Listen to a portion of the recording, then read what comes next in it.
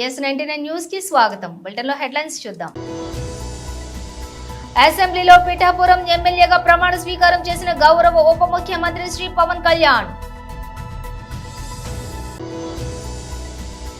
ప్రత్యక్ష ప్రసారం తెలంగాణ భవన్లో మీడియాతో మాట్లాడుతున్న బీఆర్ఎస్ వర్కింగ్ ప్రెసిడెంట్ కేటీఆర్. తాడేపల్లిలో వైఎస్ఆర్సీపీ నేతలతో వైఎస్ఆర్సీపీ అధ్యక్షుడు వైఎస్ జగన్ కీలక సమావేశం. కార్యకర్తల కృషి పట్టుదల అంకిత భావంతో తెలంగాణలో 8 లోక్సభ స్థానాల్లో బీజేపీ గెలిచింది. ఆంధ్రప్రదేశ్ అసెంబ్లీ సమావేశాలు శుక్రవారం ఉదయం ప్రారంభమయ్యాయి. తొలుత కొత్త సభ్యులతో ప్రొటెం స్పీకర్ గోరంట్ల బుచ్చయ్య చౌదరి సభ్యులతోటి ప్రమాణ స్వీకారం చేయించారు. ముందుగా టీడీపీ అధినేత సీఎం చంద్రబాబు నాయుడుతో ప్రొటెం స్పీకర్ ప్రమాణ స్వీకారం చేయించారు. అసెంబ్లీకి ప్రణమిల్లి సభలోకి అడుగుపెట్టిన చంద్రబాబు గోరంట్ల బుచ్చయ్య చౌదరి సమక్షంలో శాసనసభ్యుడిగా ప్రమాణం చేశారు. అనంతరం deputy CM Janasena chief Pawan Kalyan ఎమ్మెల్యేగా ప్రమాణం చేశారు. సీఎం డిప్యూటీ సీఎం తర్వాత మంత్రులు అచ్చెన్నాయుడు, వంగలపూడి అనిత వరుసగా ప్రమాణం చేశారు. మంత్రుల తర్వాత ఎమ్మెల్యేలతో ప్రొటెం స్పీకర్ ప్రమాణం చేయించారు. శ్రీ కొణిదల పవన్ కళ్యాణ్.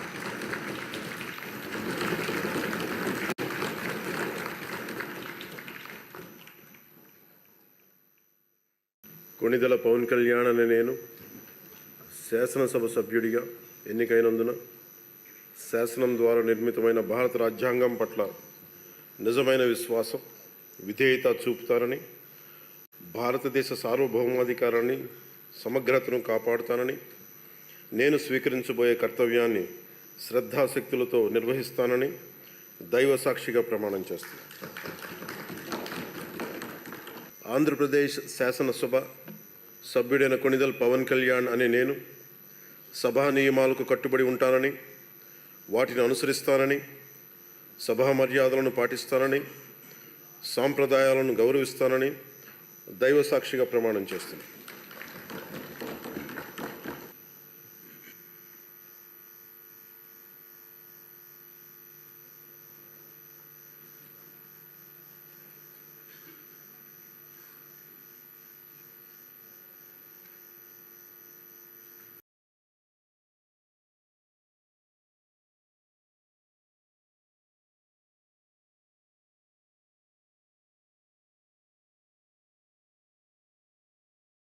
ఇటీవల తమిళనాడులోని కల్తీ మద్యం తాగి దాదాపుగా 38 మంది మృతి చెందిన ఘటన దేశవ్యాప్తంగా కలకలం సృష్టించింది. ఈ నేపథ్యంలో తాజాగా మాజీ మంత్రి బీఆర్ఎస్ వర్కింగ్ ప్రెసిడెంట్ కేటీఆర్ ఓ ప్రత్యేక ట్వీట్ చేశారు. తెలంగాణలో ఇలాంటివి జరగకుండా చూసుకుందాం. కాంగ్రెస్ ప్రభుత్వం చౌకైన మద్యం బ్రాండ్లను రాష్ట్రంలో ప్రవేశపెట్టి ప్రజల ప్రాణాలతో చెలగాటమాడుతోందని భావిస్తున్నామంటూ కేటీఆర్ ట్వీట్ చేశారు. ఇప్పుడు ఈ ట్వీట్ సోషల్ మీడియాలో వైరల్ అవుతోంది. ఇదిలా ఉంటే తమిళనాడులోని కళ్ళకురిచి జిల్లాలోని కల్తీ నాటుసారా తాగి 38 మంది మృత్యువాత పడ్డారు. అయితే ఇంకా చాలా మంది అనారోగ్యానికి కూడా గురై ఆసుపత్రిలో చికిత్స పొందుతున్నారు. కళ్ళకురిచి జిల్లా కరుణాపురం ప్రాంతంలోని మంగళవారం పలువురు నాటుసారా తాగి అస్వస్థతకు గురయ్యారు. అయితే వారిలో చికిత్స పొందుతూ 38 మంది మృతి చెందారు. మొత్తం 92 మంది కల్తీసారా తాగినట్లుగా గుర్తించారు. మిగిలిన వారు ఆసుపత్రిలో చికిత్స పొందుతూ ఉండగా వారిలో 30 మంది పరిస్థితి విషమంగా ఉందని వైద్యులు తెలిపారు.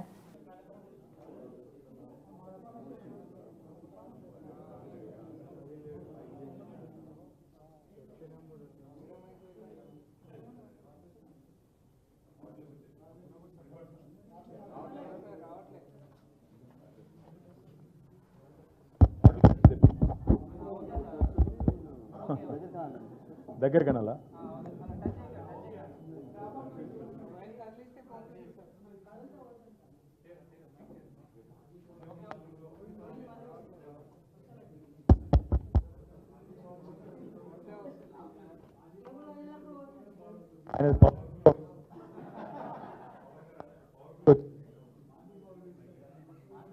కదా నల్లగొండ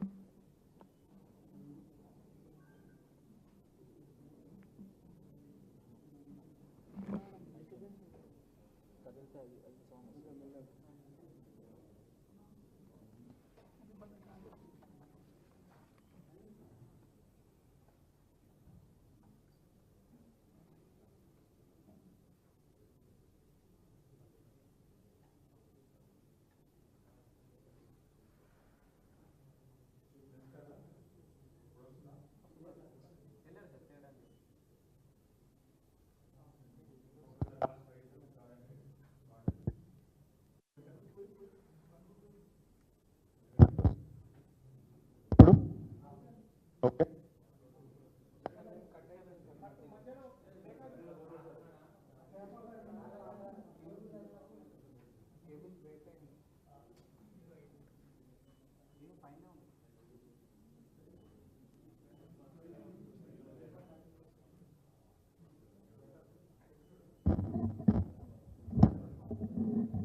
ఇప్పుడు వస్తున్నట్టు ఇప్పుడు వస్తుందా? రైట్. మా పార్టీ అధ్యక్షులు పెద్దలు గౌరవ తెలంగాణ తొలి ముఖ్యమంత్రి కేసీఆర్ గారు ఒక్కసారి కాదు కనీసం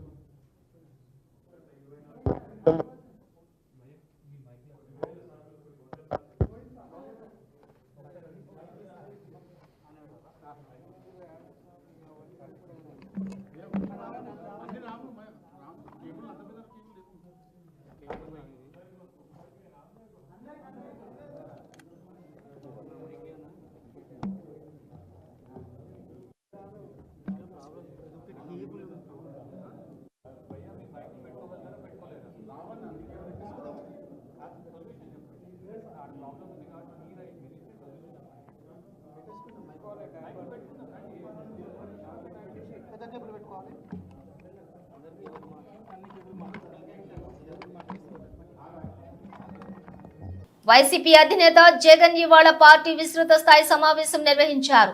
నేతలకు కార్యకర్తలకు దిశానిర్దేశం చేశారు. అనేక పథకాలు ఇచ్చాం, ఇంటింటికి సంక్షేమాన్ని అందించాం, అయినా ఓడిపోయాం. ప్రజలకు వివిధ రకాల లబ్ధి చేకూర్చిన తర్వాత వచ్చిన ఫలితాలు ఆశ్చర్యానికి గురిచేశాయి. ఈ ఫలితాలు శకుని మాయ పాచికలను గుర్తుకు తెచ్చాయి.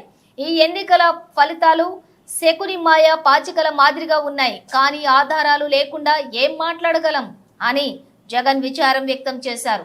ఎన్నికల్లో ఓడిపోయామన్న భావనను మనసులో నుంచి తొలగించండి. న్యాయంగా ధర్మంగా చూస్తే మనం ఓడిపోలేదు. ప్రతి ఇంట్లోనూ మనం చేసిన మంచి ఉంది. ప్రతి ఇంటికి మనం ధైర్యంగా వెళ్ళగలమని జగన్ స్పష్టం చేశారు. 2019తో పోల్చితే ఈ ఎన్నికల్లో వైసీపీకి 10% ఓట్లు తగ్గాయని, ఆ 10% ప్రజలు కూడా త్వరలోనే చంద్రబాబు మోసాలను గుర్తిస్తారని అన్నారు. కాలం గడిచే కొద్దీ ప్రజల్లో వైసీపీపై అభిమానం వ్యక్తమవుతూ ఉందని, 2029 నాటికి ప్రజలే రెట్టించిన ఉత్సాహంతో మళ్లీ వైసీపీని అధికారంలోకి తెచ్చుకుంటారని జగన్ ధీమా వ్యక్తం చేశారు. నా మనసు నుంచి కూడా వస్తూ ఉన్నాయి.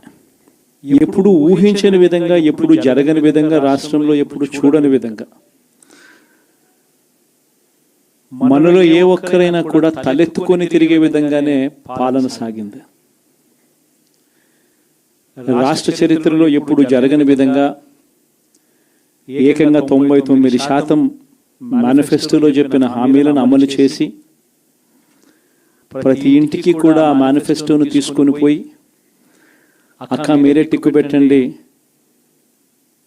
ఇదిగో మా మేనిఫెస్టో, ఎన్నెన్ని జరిగాయి, ఏమేమి జరిగాయి అని మీరే టిక్కు పెట్టండి అని చెప్పి వారి చేతికే మేనిఫెస్టో ఇచ్చి వారి చేతనే టిక్కు పెట్టించి మరీ వారి ఆశీస్సులు తీసుకుంటూ ప్రతి గడప తిరిగిన పరిస్థితుల మధ్య ఈరోజు కలుస్తా ఉన్నాం. ఇంతవరకు రాష్ట్ర చరిత్రలో ఎప్పుడు కూడా ఒక మేనిఫెస్టోని ఇంత సీరియస్గా ఎవరు తీసుకున్న పరిస్థితులు ఎప్పుడూ లేవు. ఎన్నికలప్పుడు ఏదో పెద్ద పెద్ద బుక్కులు ప్రింట్ చేసేవాళ్ళు, పెద్ద పెద్ద మాటలు చెప్పేవాళ్ళు. ఎన్నికలు అయిపోయిన తర్వాత మేనిఫెస్టో చెత్తబుట్టలో పడేసే పరిస్థితి. మొట్టమొదటిసారిగా రాష్ట్ర చరిత్రలో ఎప్పుడు జరగని విధంగా ఒక ముఖ్యమంత్రి కార్యాలయానికి వస్తే మేనిఫెస్టో కనిపిస్తుంది. కలెక్టర్ కార్యాలయంలోకి వెళ్తే అక్కడ కలెక్టర్ కార్యాలయంలో మేనిఫెస్టో కనిపిస్తుంది. ఏ డిపార్ట్మెంట్కి వెళ్ళినా కూడా ఆ డిపార్ట్మెంట్లలో హెచ్ఓడీలు కానీ, సెక్రటరీలు కానీ ఎక్కడికి వెళ్ళినా కూడా వాళ్ళ కార్యాలయాలలో మన మేనిఫెస్టో కనిపిస్తుంది. ప్రతి డిపార్ట్మెంట్కు, ప్రతి కలెక్టర్కు ఈ మేనిఫెస్టో పెట్టి ఇదే మన ఎజెండా, ఈ ఎజెండా ఆధారంగానే పాలన సాగుతుంది అని వారందరినీ కూడా మొట్టమొదటి రోజు నుంచి కూడా సమాయత్తం చేసి ఏకంగా 99% హామీలను అమలు చేసి గర్వంగా సగర్వంగా తలెత్తుకొని మళ్ళీ ప్రజల దగ్గరికి వెళ్ళి ఓట్లు అడిగే పరిస్థితిలోకి మొట్టమొదటిసారిగా ప్రభుత్వం అడుగులు వేసింది ఈ మన 5 సంవత్సరాల కాలంలోనే. నిజంగా ఇది జరిగినప్పుడు చూసినప్పుడు నిజంగా ఆశ్చర్యం అనిపిస్తుంది. ఎప్పుడు చూడని విధంగా ఏకంగా 2,70,000 కోట్ల రూపాయలు ఎప్పుడు జరగలే ఇది. ఏ పథకం ఎప్పుడు ఇస్తామో, ఏ నెలలో ఇస్తామో ఏకంగా క్యాలెండర్ ముందే ప్రకటించి, ఆ సంవత్సరానికి సంబంధించిన క్యాలెండర్ ముందే ప్రకటించి, ఆ నెల వచ్చేసరికి ఆ బటన్ నొక్కడం, నా అక్క చెల్లెమ్మ కుటుంబాల ఖాతాలకు నేరుగా వెళ్ళిపోవడం ఎప్పుడు జరగల. నిజంగా ఒక్కొక్కసారి అనిపిస్తుంది, ఏమయ్యాయి ఆ ప్రేమలు, ఏమయ్యాయి ఆ ఆప్యాయతలు అని ఒక్కొక్కసారి అనిపిస్తుంది. 66 లక్షల మంది పెన్షన్లు తీసుకుంటా ఉన్న అవ్వాతాతలు, మనం రాకమునుపు, మనం అధికారంలోకి రాకమునుపు పెన్షన్ కేవలం 1000 రూపాయలు, ఎన్నికలకి 2 నెలల ముందు వరకు కేవలం 1000 రూపాయలు. మనం ఏకంగా దాన్ని 3,000 రూపాయలకు పెంచుకుంటూ పోయాం. అప్పట్లో 39 లక్షలు మాత్రమే పెన్షన్దారులు, 66 లక్షలకు పెంచుకుంటూ పోయాం. ఏ ఒక్కరిని కూడా పక్కన పెట్టండి అన్న మాట నోట్లో నుంచి రాలేదు. ఏకంగా 66 లక్షల మందికి ఇంటి వద్దకే, మొట్టమొదటిసారిగా ఇంటి వద్దకే వెళ్ళి వాళ్ళ బాధలు తెలిసిన వ్యక్తులుగా వాళ్ళ చేతికి అందించి వాళ్ళ ఆశీస్సులు తీసుకున్నాం.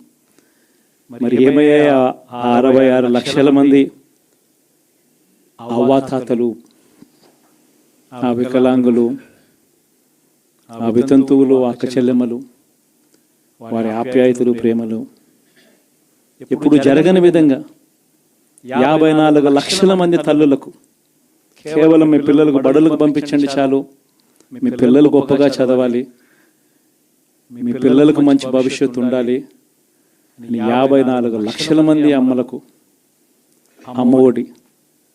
మరి ఏమయ్యాయి వాళ్ళ ప్రేమలు, వాళ్ళ ఆప్యాయతలు? ఏకంగా 53,58,000 మంది రైతన్నలకు ఇంతకుముందు ఎప్పుడు జరగల. పెట్టుబడి సమయం వచ్చేసరికి రైతన్నలకు పెట్టుబడి సహాయంగా రైతు భరోసా ఇచ్చే కార్యక్రమం.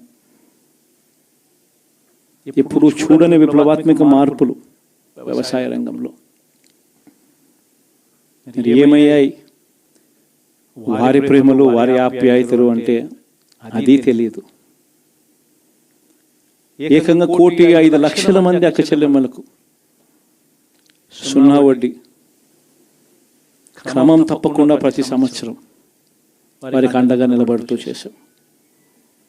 ఏకంగా 79 లక్షల మంది అక్క చెల్లెమ్మలకు పూర్తిగా అప్పులతో కుదేలైపోయిన పరిస్థితుల్లో అండగా నిలబడుతూ ఆసరా అనే కార్యక్రమంతో అండగా తోడుగా నిలబడ్డాం.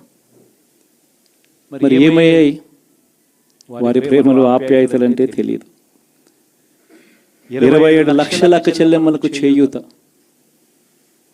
క్రమం తప్పకుండా ఇచ్చాం. ప్రతి సంవత్సరం 30 లక్షల మంది పిల్లలకు మంచి జరిగిస్తూ ఆ తల్లులకే విద్యా దీవెన, వసతి దీవెన. ఏకంగా 31 లక్షల అక్క చెల్లెమ్మలకు ఇళ్ల పట్టాలు. ఏమయ్యాయి వారి ప్రేమలు, ఆప్యాయతలు అంటే తెలియదు. 22 లక్షల ఇళ్ళు గతంలో ఎప్పుడు చూడని విధంగా 3,60,000 మంది నా అక్క చెల్లెమ్మలకు కాపు నేస్తం, 4,96,000 మందికి ఈబీసీ నేస్తం నా అక్క చెల్లెమ్మలకు, 82,000 మందికి నేతన్న నేస్తం, 2,76,000 మందికి వాహన మిత్ర, 16 లక్షల మందికి తోడు అనే కార్యక్రమంతో ఆదుకోవడం, 3,38,000 మందికి చేదోడు, 1,10,000 మందికి పైగా మత్స్యకార భరోసా. ఎక్కడ ఎవరికి కూడా క్రమం తప్పకుండా కోవిడ్ సమస్యలున్న సాకులు చూపలేదు. మంచి చేశాం. ఎప్పుడు చూడని విధంగా, ఎప్పుడు జరగని విధంగా కార్యకర్తల కృషి, పట్టుదల, అంకిత భావంతో తెలంగాణలో 8 లోక్సభ స్థానాల్లో బీజేపీ గెలిచింది. నమ్మిన సిద్ధాంతాల కోసం కష్టపడి పనిచేసిన కార్యకర్తలకు ఈ విజయాన్ని అంకితం చేస్తున్నాం. సామాన్య కార్యకర్తలతో రాజకీయ ప్రస్థానం మొదలుపెట్టి ప్రధాని శ్రీ నరేంద్ర మోదీ నాయకత్వంలో కేంద్ర మంత్రి పదవులు వచ్చేలా నిండు మనసుతో ఆశీస్సులు అందించిన తెలంగాణ ప్రజలకు, కష్టపడి పనిచేసిన కార్యకర్తలకు మా salute. Doctor K Laxman, BJP జాతీయ ఓబీసీ మోర్చా అధ్యక్షులు, రాజ్యసభ సభ్యులు. కార్యకర్తల పునాదుల మీద ఏర్పడ్డటువంటి పార్టీ. మీ యొక్క కృషి, మీ యొక్క పట్టుదల, జాతీయ సిద్ధాంత ఎత్తుకొని దశాబ్దాలుగా మీరు చేస్తున్నటువంటి పోరాటాల ఫలితము. అనేక మంది కార్యకర్తల యొక్క త్యాగ నిరతి, నమ్మిన సిద్ధాంతం కోసము, ఏ రకంగా మరి ఒక జాతీయ భావన కోసము ప్రాణాలు అర్పించిన వాళ్ళకు అందరూ కూడా ఈనాడు మన పార్లమెంట్ సభ్యుల గెలుపు, శాసనసభ్యుల గెలుపు, ఏ యొక్క సిద్ధాంతం కోసమైతే ప్రాణాలు త్యాగం చేశారో ఈ విజయాలన్నీ కూడా వారికి నేను అంకితం చేస్తూ ఇవాళ కళ్ళ ముందు నా కార్యకర్తలు ఇవాళ కదలాడుతూ ఉన్నారు. ఇవాళ ఈ హైదరాబాద్ నగర నడిబొడ్డులో ఆనాడు యువ మోర్చా అధ్యక్షులుగా స్వర్గీయ నందరాజ్ గౌడ్ గారు దేనికోసం ప్రాణ త్యాగం చేశారు. తను నమ్మిన సిద్ధాంతం కోసము రక్తాన్ని చిందించి చివరి ఊపిరి వరకు కూడా ఈ దేశం కోసము వారు ఈ నగర నడిబొడ్డున ఏ రకంగా జిహాదీ ఉగ్రవాదులకు ఏ రకంగా హత్య గావిపడ్డాడో వారి యొక్క కళ ఈ రోజు నెరవేరుతా ఉన్నది. ఒక నందరాజ్ గౌడ్ కాదు, ఈ నగరంలో బాలరాజ్ యాదవ్ ఒక పేద కుటుంబంలో పుట్టినటువంటి పాత పట్టణంలో ఏ రకంగా ఈ పార్టీకి సేవలు అందించి ఉగ్రవాదుల ద్వారా యాకత్పుర వారు ఏ రకంగా హత్య గావింపబడ్డారు. ఆ రకంగా చూసినట్టయితే విశ్వ హిందూ పరిషత్ పాపయ్య గౌడు, రాష్ట్రీయ స్వయం సేవక సభ్యులు దేవేందర్ గారు ఈ హైదరాబాద్ లోనే ఏ రకంగా నమ్మిన సిద్ధాంతం కోసం వారు ప్రాణాలు త్యాగం చేశారు. విద్యార్థి పరిషత్ లో ఒక చంద్రారెడ్డి, ఒక కృష్ణవర్ధన్ రెడ్డి జాతీయ జెండా రెపరెపలాడాలి, జాతీయ జెండాను అవమానపరచడానికి ఏ రకంగా ప్రాణాలు ఆ తూటాలకు బలిదానమైనారు. ఆ రకంగా జయానంద్ ఈ హైదరాబాద్ లో వారు ప్రాణ త్యాగం చేశారు విద్యార్థి పరిషత్ కార్యకర్తగా. జగిత్యాల జితేందర్ రెడ్డి నల్గొండ నక్సలైట్ల తూటాలకు మైసయ్య గౌడు ఈ రకంగా చెప్పుకుంటూ పోయినట్టయితే వందల సంఖ్యలో జాతీయ జెండా కోసం, త్రివర్ణ జెండా కోసము, ఈ దేశం యొక్క సమగ్రత కోసము, నమ్మినటువంటి సిద్ధాంతం కోసము ఏ రకంగా ప్రాణాలు అర్పించారో వాళ్ళ ప్రాణ త్యాగాల ఫలితమే ఈరోజు వారి త్యాగాల పునాదుల మీద ఏర్పడినటువంటి ఈ పార్టీ. అందుకనే నేను ఆ యొక్క స్ఫూర్తి తీసుకొని ఇవాళ దశాబ్దాలుగా ఇవాళ పనిచేస్తున్న కార్యకర్తలు ఏ విజయాన్ని అయితే మీరు చేకూర్చారో మన ఎన్నికల్లో 8 మంది పార్లమెంట్ సభ్యులు, 8 మంది శాసనసభ్యులు ఈ హేమీలను ఓడించి ప్రభుత్వ యంత్రాంగాన్ని ఎదుర్కొని ఏ రకంగా ఇవాళ ముఖ్యమంత్రులు, మంత్రులు ఏకమైనప్పటికీ కూడా కార్యకర్తల యొక్క పట్టుదల, కార్యకర్తల యొక్క శ్రమ ఎన్ని వేల కొనియాడినా వేసవిని సైతం లెక్క చేయకుండా, ఎండను లెక్క చేయకుండా పనిచేసిన కార్యకర్తలకే మొదటగా నేను సెల్యూట్ చేస్తా ఉన్నాను. ఆ తర్వాత ఈ తెలంగాణ ప్రజలు మూడోసారి ముచ్చటగా నరేంద్ర మోడీ గారి ప్రధానమంత్రిగా చూడాలని వారు చూపిన అభివృద్ధి బాట, వారి యొక్క పేదల సంక్షేమము, ఏ రకంగా పేదరిక నిర్మూలన కోసం వారు ప్రవేశపెట్టిన పథకాలు చివరి వ్యక్తి వరకు చేరుతున్నటువంటి విషయాన్ని గమనించి తెలంగాణ సైతం కూడా ప్రజలు నరేంద్ర మోడీని ఇవాళ ప్రధానమంత్రి చేయడానికి మరి ఇవాళ 8 మంది పార్లమెంట్ సభ్యులను గెలిపించి వాళ్ళ కానుకగా ఇచ్చినటువంటి తెలంగాణ ప్రజలందరూ కూడా నేను మరొకసారి సెల్యూట్ చేస్తా ఉన్నాను. యూనివర్సిటీ ఇంటర్నేషనల్ లో లా విభాగం మాజీ ప్రొఫెసర్ షేక్ షాకత్ హుస్సేన్ పై పెట్టిన ఉపా కేసు ఎత్తివేయాలని సిపిఐ-ఎంఎల్ లిబరేషన్ రాష్ట్ర కార్యవర్గ సభ్యులు డి హరినాథ్ డిమాండ్ చేశారు. సిపిఐ-ఎంఎల్ దేశవ్యాప్తంగా 20వ తేదీన ఉపా చట్టాన్ని నిరసిస్తూ బ్లాక్ డేగా పాటించాలని కేంద్ర కమిటీ ఇచ్చిన పిలుపు మేరకు ఎన్టీఆర్ జిల్లా విసనపేటలో నిరసన తెలియజేయడం జరిగింది. మోడీ ప్రభుత్వం మూడోసారి అధికారం చేపట్టగానే సామాజిక ఉద్యమకారుల మీద, పౌర హక్కుల నేతల మీద నల్ల చట్టాలను ప్రయోగించడం ప్రారంభించిందని హరినాథ్ ఆరోపించారు. రాబోయే కాశ్మీర్ ఎన్నికల్లో సీట్లు సంపాదించడానికి 2010లో అక్టోబర్ 21వ తేదీన ఢిల్లీలో ఆజాదీ ద ఓన్లీ వే అన్న పేరుతో జరిగిన కార్యక్రమంలోని ప్రసంగించిన అరుంధతి రాయ్, షౌకత్ హుస్సేన్ భారత్ నుంచి కాశ్మీర్ విడిపోవాలని రెచ్చగొట్టేలా ప్రసంగించారని అభియోగం మోపుతూ కాశ్మీర్కు చెందిన సుశీల పండిట్ మెట్రోపాలిటన్ మెజిస్ట్రేట్ కోర్టులో చేసిన ఫిర్యాదును ఏళ్ల తరబడి నాచి 14 సంవత్సరాల తర్వాత ఢిల్లీ లెఫ్టినెంట్ గవర్నర్ ఆదేశం మేరకు ప్రయోగించడం అన్యాయం కాదా అని హరినాథ్ ప్రశ్నించారు. వాళ్ళు జైలు పంపించడానికి సిద్ధంగా ఉన్నారు. మోడీ ప్రభుత్వం మూడోసారి అధికారంలో చేపట్టగానే విప్లవకారుల మీద, ప్రజాస్వామికవాదుల మీద, సామాజిక ఉద్యమకారుల మీద అణిచివేతలకి పాల్పడుతున్నారు. దాంట్లో భాగంగానే ఇది చేసి పెట్టడం జరిగింది. ఇంతకు ముందు కూడా మోడీ మరి ప్రధానినే హత్య చేయబోతున్నారన్న విధంగా మరి పూణేలో మనం చూసాం. భీమా కొరిగావ్ కేసులో దాదాపుగా 6 ఏళ్ల పెట్టి ఉపా చట్టాన్ని పెట్టి అక్కడ వరవరరావు మీద, అలానే సాయిబాబా మీద, అలానే స్టాన్ స్వామి అని ఆయన మీద కేసులు పెట్టారు. స్టాన్ స్వామి అయితే బెయిల్ రాకుండానే జైల్లోనే చనిపోవడం జరిగింది. ఈ దుర్మార్గమైన ఈ చట్టాలని ఎత్తేయాలని, తక్షణం వారిని రిలీజ్ చేయాలని చెప్పేసి ఈరోజు సిపిఎంఎల్ లిబరేషన్ దేశవ్యాప్తంగా నిరసన ఆందోళన పిలిపివ్వడం జరిగింది. దాంట్లో భాగంగా ఈ రోజున దేశవ్యాప్తంగా బ్లాక్ డేగా పాటిస్తున్నారు. దాంట్లో భాగంగా ఎన్టీఆర్ జిల్లా విసన్నపేటలో ఈ రోజున అఖిల భారత ప్రగతిశీల మహిళా సంఘం ఆధ్వర్యంలో, అలానే సిపిఎంఎల్ లిబరేషన్ పార్టీ ఆధ్వర్యంలో ఇక్కడ ఈ కార్యక్రమం చేపడుతున్నాం.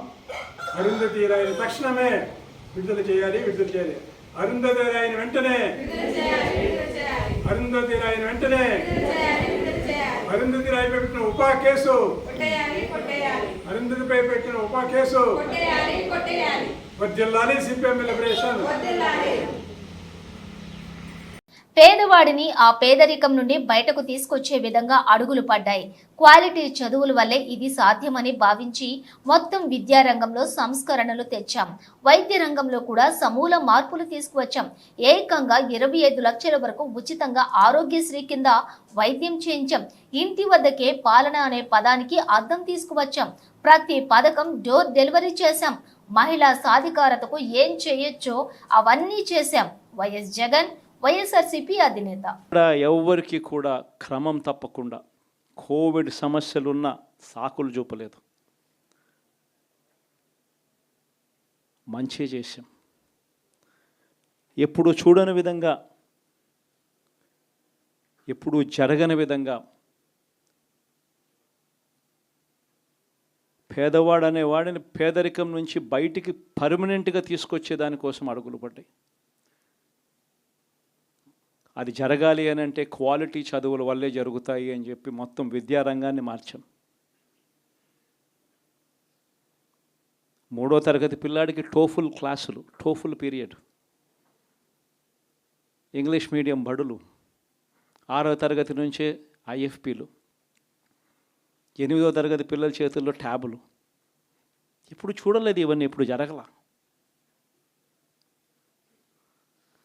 వైద్య రంగంలోనూ కూడా అలాంటి మార్పులే.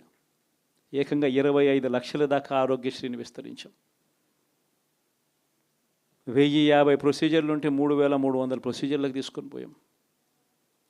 ఆరోగ్యశ్రీయే కాదు, ఆరోగ్య ఆసరా దగ్గర నుంచి గ్రామ స్థాయిలో విలేజ్ క్లినిక్ దగ్గర నుంచి ప్రతి పేదవాడికి తోడుగా ఉన్నాం. ఎప్పుడు జరగలేదు ఈ మార్పులు. ఏకంగా 54,000 మంది డాక్టర్లు, నర్సులు, పారామెడిక్స్ రిక్రూట్మెంట్ గవర్నమెంట్ హాస్పిటళ్లలో చేసి ప్రతి పేదవాడికి అండగా ఉండడం. వ్యవసాయంలో కూడా విప్లవమే. ఏకంగా ఆర్బీకేలు చేయి పట్టుకొని నడిపిస్తూ గ్రామ స్థాయిలో కనిపించాయి. విద్య, వ్యవసాయం. బులెటిన్ ముగించే ముందు హెడ్లైన్స్ మరోసారి. అసెంబ్లీలో పిఠాపురం ఎమ్మెల్యేగా ప్రమాణ స్వీకారం చేసిన గౌరవ ఉప ముఖ్యమంత్రి శ్రీ పవన్ కళ్యాణ్. ప్రత్యక్ష ప్రసారం తెలంగాణ భవన్లో మీడియాతో మాట్లాడుతున్న బీఆర్ఎస్ వర్కింగ్ ప్రెసిడెంట్ కేటీఆర్. తాడేపల్లిలో వైఎస్ఆర్సీపీ నేతలతో వైఎస్ఆర్సీపీ అధ్యక్షుడు వైఎస్ జగన్ కీలక సమావేశం. కార్యకర్తల కృషి, పట్టుదల, అంకిత భావంతో తెలంగాణలో 8 లోక్సభ స్థానాల్లో బీజేపీ గెలిచింది. ఇవి బులెటిన్ విశేషాలు. మరో బులెటిన్తో మళ్ళీ కలుద్దాం.